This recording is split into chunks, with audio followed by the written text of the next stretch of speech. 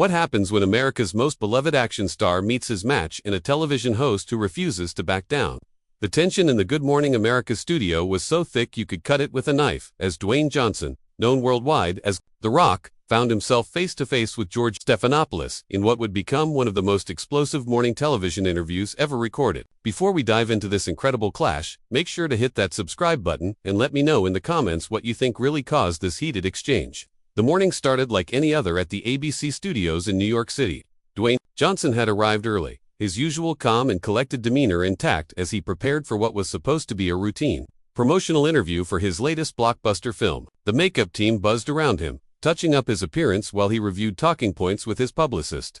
Everyone expected the typical softball questions about his workout routine, his family life, and the behind-the-scenes moments from his new movie. George Stephanopoulos, however, had different plans entirely. The veteran journalist had spent the previous evening poring over research, digging deep into Johnson's business dealings, his political statements, and most controversially, his recent comments about Hollywood's treatment of action stars. Stephanopoulos had built his career on asking the hard questions that other hosts wouldn't dare touch, and this morning would be no exception.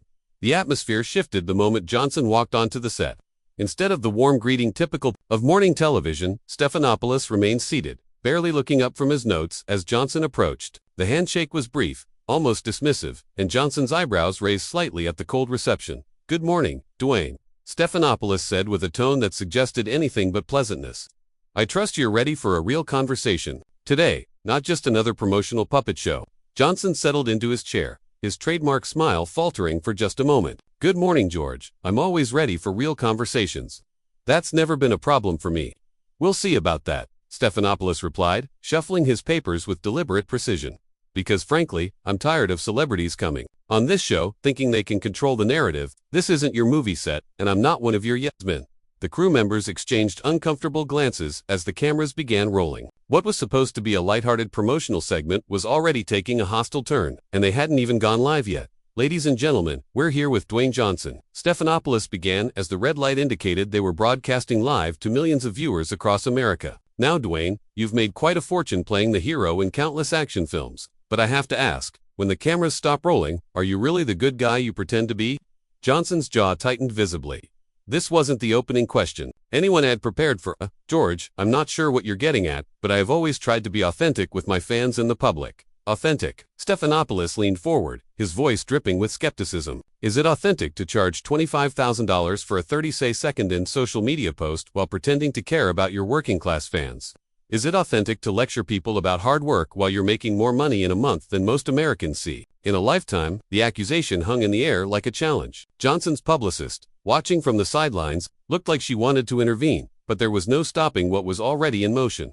"George, I work extremely hard for everything I've achieved," Johnson replied, his voice steady, but with an edge that wasn't there moments before. "I didn't come from money. I didn't have connections in Hollywood. Every opportunity I've gotten, I've earned through dedication and respect for the craft."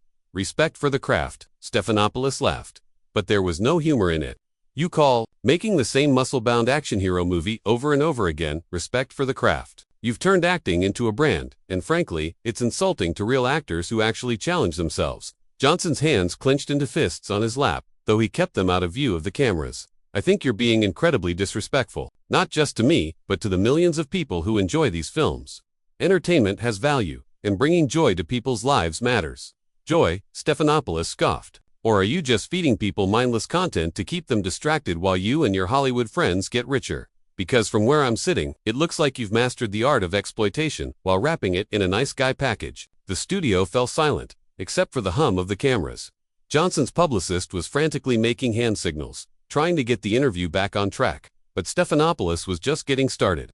"Let's talk about your political aspirations," Stephanopoulos continued, consulting his notes with theatrical precision. "You've been dropping hints about running for office, haven't you? Tell me, what qualifies a professional wrestler turned actor to lead this country? Your ability to memorize lines and flex your muscles." Johnson's famous composure was beginning to crack. "George, I've never formally announced any political intentions. What I have said is that I care deeply about this country and its people." "Care deeply?" Stephanopoulos interrupted. "Is that why you've been so careful to avoid taking any real political stances? You play both sides, keeping your options open, never committing to anything that might hurt your box office numbers. That's not leadership, Dwayne. That's cowardice disguised as diplomacy." The words hit their target. Johnson's eyes flashed with anger, and for a moment the carefully constructed public persona slipped away entirely. You know what, George? I came here this morning expecting a professional interview, not a personal attack from someone who's clearly forgotten what journalism is supposed to be about. Professional, Stephanopoulos shot back, his voice rising with apparent indignation. I'm being more professional than any other host you've sat across from. I'm actually doing my job instead of lobbing you softball questions about your latest protein shake endorsement. The American people deserve to know who you really are behind all that manufactured charm. Johnson leaned forward in his chair, his massive frame suddenly seeming even more imposing. George, I don't know what your problem is with me personally, but this has gone way beyond professional journalism. You're attacking my character based on assumptions and twisted interpretations of my success. Twisted interpretations, Stephanopoulos laughed coldly. Let me read you something interesting I found. He picked up a piece of paper with exaggerated care. This is from a former stuntman who worked on 3 of your films. He says, and I quote, Dwayne Johnson talks about treating everyone like family on set, but when the cameras aren't rolling, he barely acknowledges the crew. It's all an act for his social media posts. The color drained from Johnson's face. That's completely false, and you know it. Anyone who's actually worked with me will tell you I remember everyone's names. I ask about their families. I make sure craft services takes care of everyone equally. Stephanopoulos pressed, clearly enjoying Johnson's discomfort. Because I have 3 more testimonials here that paint a very different picture. Should I read those too, or would you like to address why multiple crew members describe you as distant and self-absorbed when the publicity machine isn't running? Johnson's publicist had moved closer to the set, her face pale with panic. This was spiraling completely out of control, and there seemed to be no way to salvage the situation without making things worse. George, I don't know where you're getting these alleged quotes, but I can guarantee you that anyone who's actually worked with me consistently will tell you a completely different story. You're cherry-picking negative comments to fit your narrative. My narrative, Stephanopoulos feigned surprise. I don't have a narrative, Dwayne. I have facts. I have research. I have sources who are tired of watching you manipulate the public. With this humble everyman persona, while you live in a $40 million mansion and charge appearance fees that could fund a small town's annual budget. Johnson stood up abruptly, his chair rolling backward with the force. The camera operators instinctively adjusted their angles to capture the dramatic moment. You know what, George? I don't have to sit here and listen to this character assassination. This isn't journalism, it's a hit job. Sit down, Dwayne, Stephanopoulos commanded, his voice cutting through the studio like a blade. We're live on national television, and walking away now will only prove everything I've been saying about your inability to handle real scrutiny. Johnson remained standing, his hands trembling slightly with barely contained rage. I've handled more scrutiny in my career than you could imagine. I've been criticized, analyzed, and questioned by everyone from sports journalists to entertainment reporters to political commentators. But what you're doing isn't scrutiny. It's a personal vendetta. Personal vendetta. Stephanopoulos stood up as well, matching Johnson's intensity with his own brand of cold fury. The only thing personal about this is my personal commitment to exposing the truth about public figures who think they're above accountability. You've spent years crafting this image of yourself as the hardworking, grateful, humble superstar, but the reality is you're just another Hollywood narcissist who's gotten too comfortable with people kissing your feet. The studio crew was frozen, unsure whether to intervene or continue filming what was clearly becoming television history. The director in the control room was frantically signaling to keep the cameras rolling, knowing that this kind of raw, unscripted drama was exactly what would dominate news cycles for weeks. You want to talk about narcissism? Johnson's voice rose for the first time, his famous calm completely shattered. What about a journalist who ambushes guests with fabricated quotes and personal attacks because he's desperate to create a viral moment? What about someone who's so bitter about his own career limitations that he has to tear down people who've actually accomplished something meaningful? Stephanopoulos smiled, but it was the kind of smile a predator makes before delivering the killing blow. Meaningful. You think making mindless action movies and selling energy drinks is meaningful. You think posting motivational quotes on Instagram while your team of publicists manages every word is meaningful. The most meaningful thing you've ever done is prove that Americans will worship anyone with enough muscles and marketing budget. That's enough, Johnson said, his voice now dangerously quiet. You've crossed every line of professional courtesy and basic human decency.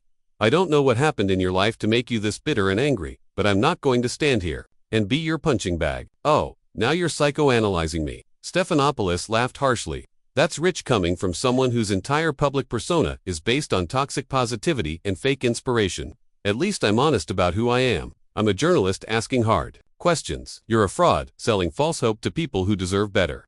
Johnson's fists clenched so tightly his knuckles went white. For a moment, it looked like he might actually lose complete control. but instead he took a deep breath and spoke with deadly precision. "George, I've spent my entire career treating people with respect, even when they didn't deserve it. I've bitten my tongue through countless interviews with people who wanted to provoke me or diminish my work, but you've managed to do something that very few people have ever accomplished." "And what's that?" Stephanopoulos asked, leaning forward with anticipation. "You've made me genuinely angry," Johnson replied, his eyes burning with intensity. "And, trust me, you don't want to see what happens when I stop being the nice guy." The threat hung in the air like electricity before a lightning strike. Stephanopoulos, however, seemed completely unfazed by Johnson's warning. If anything, the veteran journalist appeared energized by the prospect of pushing America's most beloved action star even further past his breaking point. "Oh, I'm terrified," Stephanopoulos said with mock fear, his voice dripping with sarcasm. "The big tough movie star is going to what exactly? Throw me through a table like in one of your ridiculous films. This is real life, Dwayne, not some scripted fantasy where you get to be the hero who saves the day." Johnson's jaw worked silently for several seconds, the muscles in his neck standing out like steel cables under tremendous strain. When he finally spoke, his voice was barely above a whisper, but somehow more menacing than if he had shouted, "You have no idea what real life is. George, you sit in your comfortable studio, protected by your network and your reputation, taking shots at people who actually put themselves out there and create something. You're a parasite."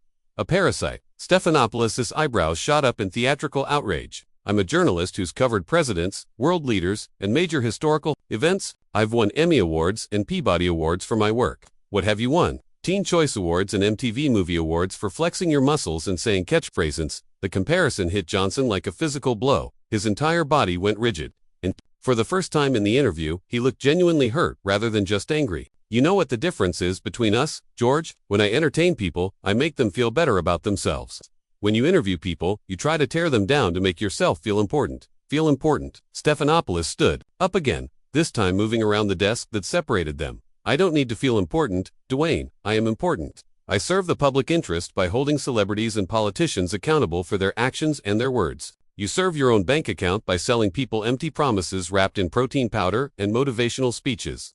Johnson took a step backward, not out of fear, but to maintain some semblance of self-control. "George, I'm going to ask you, one more time, to show some basic professional respect. Not for me, but for the millions of people watching this train wreck you've created. Professional respect." Stephanopoulos moved closer, his voice becoming more aggressive with each word. "You want to know what's unprofessional? Charging desperate fans hundreds of dollars for meet and greet photos, while pretending you're just a regular guy who cares about the common people. You want to know what's unprofessional? Using your social media platforms to promote questionable business ventures to impressionable young people who trust you. That's a complete lie." Johnson shot back, his control finally beginning to slip. "Entirely, I've never promoted anything I don't personally believe in or use myself. I've never taken advantage of my fans' trust for financial gain." "Really?" Stephanopoulos pulled out his phone with theatrical flair. "Because I have screenshots here of you promoting a cryptocurrency investment scheme that collapsed 3 months later, costing your followers millions of dollars. Should we talk about that, or would you prefer to discuss your tequila company that's been accused of misleading marketing practices?" Johnson's face went completely white, then flushed red with rage. "You're taking isolated incidents and twisting them into some kind of pattern of deception. That's not journalism. That's character assassination. And you know it. Character assassination." Stephanopoulos laughed with genuine cruelty. "Now, Dwayne, I'm not assassinating your character. I'm exposing the fact that you never had any real character to begin with. You're a brand, a product, a carefully manufactured image designed to separate people from their money while making them feel good about being exploited." The studio fell completely silent, except for the low hum of the cameras and equipment.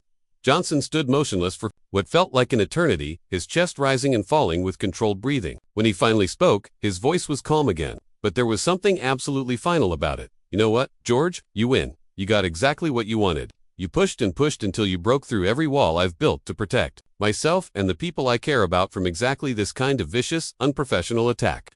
"I'm not trying to win anything," Stephanopoulos replied, but there was unmistakable satisfaction in his voice. "I'm trying to do my job, which is asking the questions that other people are too hysteric or too intimidated to ask." Johnson began removing his microphone with deliberate, careful movements. "No, George Pressel, your job is supposed to be informing the public and facilitating meaningful conversations. What you've done here today is turn journalism into a blood sport, for your own entertainment and ego. Don't you dare lecture me about journalism," Stephanopoulos snapped, his own composure finally cracking slightly. "I've been doing this since before you knew what a movie camera was. I've interviewed presidents and prime ministers, covered wars and elections, broken major stories that actually matter. You're just another celebrity who can't handle being challenged. Johnson finished removing his microphone and said it carefully. On his chair, "You're right about one thing, George, I can't handle this. I can't handle watching someone I used to respect destroy his own credibility for the sake of a viral moment. I can't handle being part of whatever this has become. So, you're just going to run away," Stephanopoulos called out, as Johnson began walking toward the exit. "This is exactly what I'm talking about. When things get real, when someone holds you accountable, you just walk away, like the entitled celebrity you really are." Johnson stopped and turned back one final time, his expression now completely calm, but somehow more intimidating than when he was visibly angry. "George, I'm not walking away because I'm entitled or because I can't handle accountability. I'm walking away because I refuse to participate in whatever this was supposed to be. You didn't want an interview. You wanted a public execution, and I'm not going to give you that satisfaction. This is live television. Dwayne," Stephanopoulos shouted, his professional facade completely gone now. "You can't just leave in the middle of an interview. You have contractual obligations, promotional commitments."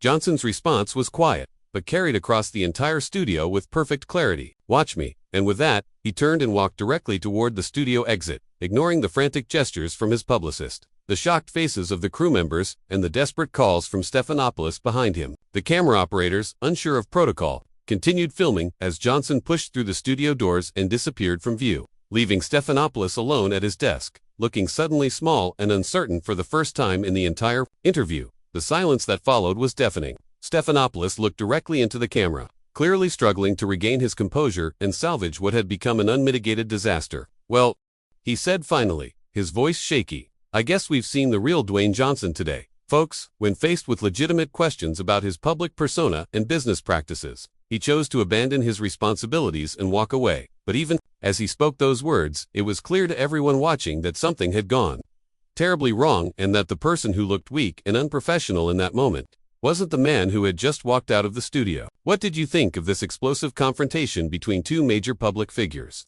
Did George Stephanopoulos go too far in his questioning, or was Dwayne Johnson wrong to walk away from legitimate journalism? Let me know your thoughts in the comments below.